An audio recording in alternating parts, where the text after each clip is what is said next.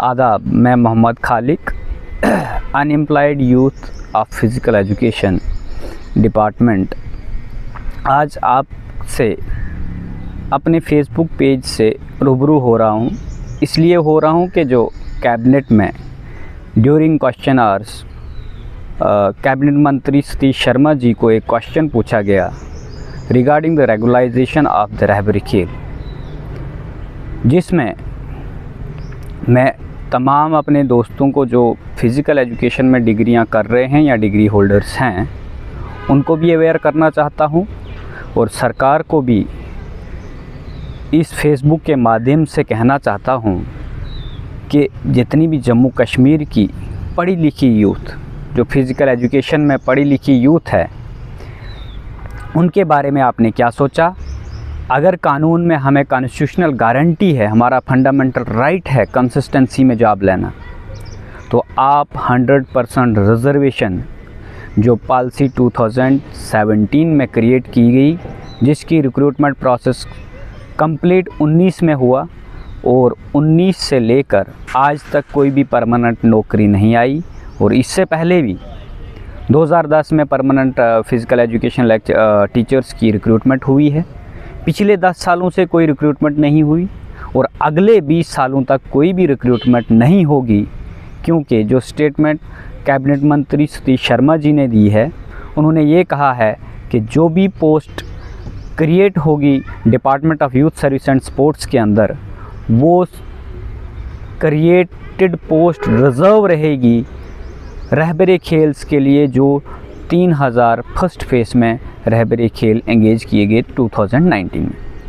अगर उनके लिए वो रिज़र्व रहेंगी तो डिपार्टमेंट के अंदर इतनी पोस्टें ही वैकेंट नहीं हैं जितने रहबरे खेल एंगेज हुए हैं।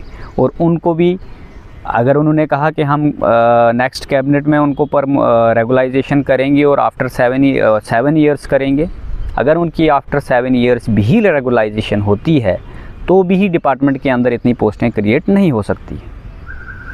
दूसरी उन्होंने जो कंट्राडिक्टरी इनकी एक स्टेटमेंट है, इससे पहले एक आर्डर निकाला है, उस आर्डर में इन्होंने कहा कि हम जितनी भी परमानेंट रिक्रूटमेंट करेंगे वो रिक्रूटिंग बोर्ड के तहत करेंगे, और उसमें ऑब्जेक्शन हमसे मांगे गए कि विद इन 15 डेज़ आप अपने ऑब्जेक्शन सबमिट करें। फिर से एक आर्डर पास किया गया कि हम जितनी भी रिक्रूटमेंट करेंगे वो प्रॉपर चैनल के वे से करेंगे। लेकिन जो रहबरी खेल की पोस्टें निकाली थी और उसमें जो लोग एंगेज हुए थे वो सिर्फ जोन लेवल पे हुई थी, on the basis of percentage हुई थी। और ये जो पहली कैबिनेट थी, कोलिशन गवर्नमेंट थी पीडीपी और बीजेपी की, उन्होंने ये पॉलिसी इम्प्लीमेंट की थी। लेकिन आज एनसी सरकार, जिन्होंने ये कहा था कि हम यूथ को नई पॉलिसीज़ देंगे और रिक्रूटमेंट करेंगे, बट आप डिपार्टमेंट को ही टोटली क्लोज़ कर रहे हो। हम कहाँ जाएंगे? जो अनएम्प्लॉयड यूथ इस वक्त 20 से 30 हज़ार लोग डिग्रियां होल्डर्स हैं, डिग्री कर चुके हैं, उन्होंने कौन से डिपार्टमेंट में आप नौकरी करने जाना है? अकाउंट असिस्टेंट बनेंगे? वहाँ पे भी पोस्टें नहीं हैं। मेरा सवाल है कैबिनेट मंत्री जी से और तमाम जो भी असेंबली में बैठे हुए नेता हैं कि क्या आप यूथ के लिए कोई बात नहीं कर सकते, कोई क्वेश्चन पुट नहीं कर सकते? बजट सेशन में ये चल रहा है कि उनकी फ़र्स्ट प्रायोरिटी है रहबरे खेल को रेगुलाइज़ करना। मैं बिल्कुल सहमत हूँ, उनका अधिकार है, लेकिन अधिकार तब बनता है जो Hima Devi versus union of India case Kerala state का constitutional bench Kerala high court ने डिसाइड किया। उसके बाद पटिशनर सुप्रीम कोर्ट आ पहुँचे और सुप्रीम कोर्ट ने उसमें गाइडलाइन क्लियरली दी है कि जो भी कोई व्यक्ति क्रिएटेड पोस्ट के अगेंस्ट नहीं लगा है तो उस व्यक्ति को कोई भी रेगुलाइजेशन क्लेम करने का अधिकार नहीं है। तो अगर फेडरल सिस्टम में सबसे सुप्रीम जुडिशरी में सुप्रीम कोर्ट है, तो क्या स्टेट अथॉरिटीज़ या किसी यूटी की अथॉरिटीज़ सुप्रीम कोर्ट से एबो है या इंडियन कॉन्स्टिट्यूशन से एबो है, जो रिपीटेडली जम्मू कश्मीर में अनएम्प्लॉयड यूथ और यूथ का फंडामेंटल राइट्स का हनन कर रहे हैं? तो मेरी मोहतबाना गुजारिश है कैबिनेट मंत्री साहब से, मैंने एक रिटन रिप्रेजेंटेशन भी दी थी और तमाम जम्मू कश्मीर की अनएम्प्लॉयड यूथ से भी, कि अपने अधिकार के लिए आवाज़ उठाओ और आगे बढ़ो। नहीं तो आपका फ्यूचर डार्क है।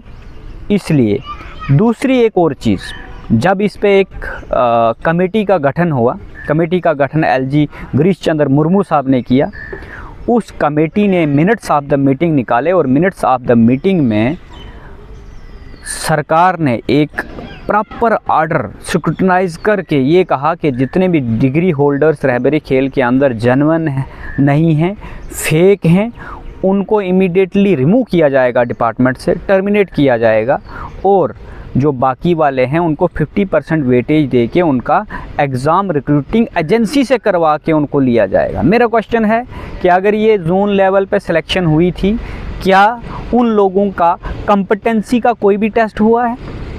और सरकार उनको कॉम्पिटेंट कैसे मानेगी? क्योंकि सतीश शर्मा जी से जब क्वेश्चन हुआ था, उन्होंने कहा अगर उनकी सर्विसेज जो 7 साल का टाइम पीरियड है, उनकी परफॉर्मेंस जो है वो सेटिस्फैक्ट्री होगी तो उसके बाद उनकी रेगुलाइजेशन होगी। लेकिन मेरा कहना है कि अगर उनकी रेगुलाइजेशन होनी चाहिए, और मैं कहता हूँ कि 7 साल से पहले होनी चाहिए, क्योंकि उनको भी एक्सप्लॉयटेशन है, बट जो लोग कॉम्पिटेंट हैं उनकी कॉम्पिटेंसी मेजर करके, उनको कॉम्पिटेंसी चेक करके उनको डिपार्टमेंट के अंदर एंट्री मिलनी चाहिए एज ए परमानेंट एम्प्लॉय। और लेकिन हमारे मौलिक अधिकारों का हनन क्यों? हमने कौन से गुनाह किए हैं? आने वाली जनरेशन ने कौन से गुनाह किए हैं? फिर आप डिपार्टमेंट ही सारे क्लोज़ कर दो। हम अगर नहीं पढ़ सकते हैं, हम पढ़ने के बाद नौकरी नहीं ले सकते उस डिपार्टमेंट में, तो हमारा पढ़ने का फ़न क्या है?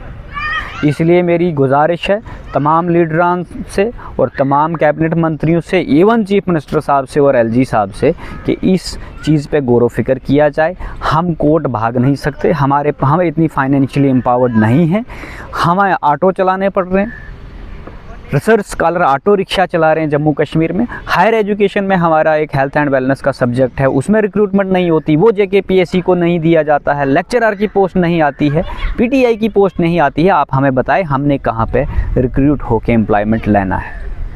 धन्यवाद।